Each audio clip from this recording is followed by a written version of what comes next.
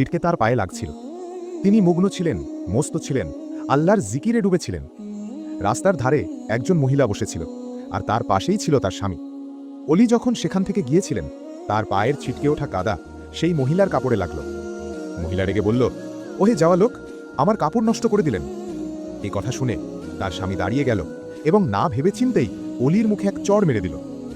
অলি কিছু বললেন না, ও কিছু করলেন না, শুধু মাথা নিচু করে সামনে চলে গেলেন। কিছু দূর গিয়ে তিনি একটি দোকানের সামনে দাঁড়ালেন। দোকানদার তাকে চিনে ফেলল এবং সম্মান করে বলল, হুজুর দাঁড়ান।